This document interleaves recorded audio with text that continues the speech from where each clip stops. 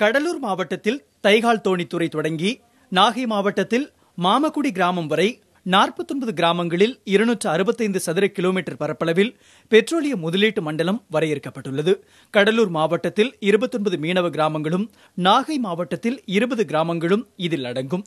சுற்றுச்சூழலை பாதிக்கும் என ஐரோப்பிய நாடுகளில் தடை செய்யப்பட்ட பெட்ரோலிய சுத்திகரிப்பு மையங்களை தமிழகத்தில் கொண்டு வருவதால் மாசுபாடு அதிகரிக்கும் என்று அச்சம் தெரிவிக்கிறார்கள் இப்பகுதி மக்கள். இன்னைக்கு பருவநிலை மாற்றத்துக்கு முக்கியமான காரணமே இந்த மாதிரி எண்ணெய் சுத்திகரிப்பு ஆலையிலிருந்து வெளியேறுகின்ற கார்பன் டை ஆக்சைடு போன்ற ரசாயன கலவையினால பனி துருவங்களே உருவுது. இதை தடை செய்யணும்னு சொல்லி உலக அளவில் இருக்கின்ற சுற்றுச்சூழல் மாநாட்டில் தீர்மானத்த அடிப்படையில் அங்கே தடை செஞ்சிருக்காங்க.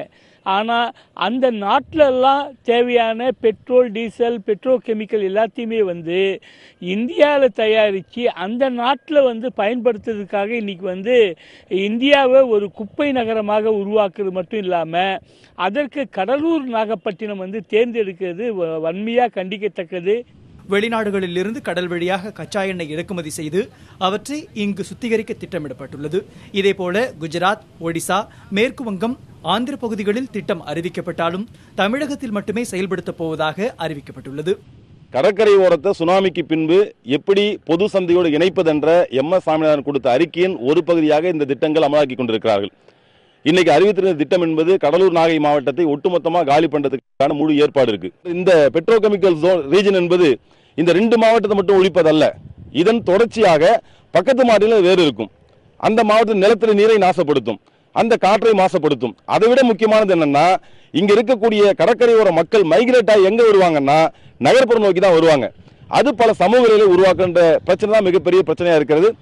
அடிக்கடி இயற்கை பேரிடர்களை சந்திக்கும் கடலூர், நாகை மாவட்டங்களில் இத்திட்டத்தை செயல்படுத்துவது பற்றி கேள்வி எழுப்புகிறார்கள் சமூக ஆர்வலர்கள். அடிக்கடி நீங்கள் ஒரு புயல் வந்தாலும் பார்த்தீங்கன்னா முதல்ல ஹிட் ஆகிறது எங்கன்னா கடலூரும் நாகையும். அதே போல் ஒரு சுனாமி வந்தாலும் எங்கே பாதிக்குதுன்னா இந்த 2 மாவட்டம். அதே மாதிரி நீங்கள் பெருவெள்ளம் வரும்போதும் பார்த்தீங்கன்னா இப்போ சமீபத்தில் கடந்த 4 ஆண்டுகளுக்கு முன்னாடிலாம் வந்த பெருவெள்ளம் பார்த்தீங்கன்னா இந்த 2 மாவட்டம் தான் பெரிய அளவு தாக்கத்தை ஏற்படுத்திச்சு. அப்போ ஒரு டிசாஸ்டர் ப்ரோனாக இருக்கக்கூடிய இந்த பகுதிகளில் அதெல்லாம் கணக்கில் எடுத்துக்காமல் தொடர்ந்து இந்த மாதிரி திட்டங்களை தொழில் திட்டங்களை அறிவிக்கிற போக்குன்றது பார்த்தீங்கன்னா அரசு உண்மையாலுமே மக்கள் மேலே அவங்க அக்கறையோடு இருக்காங்களா, சூழல் மேலே அவங்களுக்கு கரசனம் இருக்கா அப்படின்னு பார்த்தீங்கன்னா ஒரு மக்களுக்கு சந்தேகம் எழக்கூடிய வகையில் தான் இருக்குது இந்த நிலை. கடலூரில் காற்று, நீர், நிலம் அனைத்தும் 2000 மடங்கு மாசு உள்ளதாக பல ஆய்வுகளில் குறிப்பிடப்பட்டுள்ள நிலையில் புதிதாக பெட்ரோலிய மண்டலம் அமைக்கப்படுவது மீனவர்கள், விவசாயிகள் என ஒட்டுமொத்த வாழ்வாதாரத்தை பாதிக்கும் என்கிறார்கள் இப்பகுதி மக்கள்.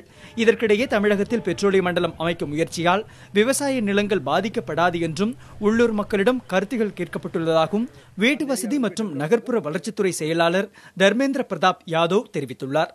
இதன் மூலம் வேலைவாய்ப்பு உருவாகும் என்றும் தொழில்துறை வளர்ச்சி பெறும் என்றும் தர்மேந்திர பிரதாப் யாதவ் குறிப்பிட்டுள்ளார். புதிய தலைமுறைக்காக செய்தியாளர் ஸ்ரீதர்.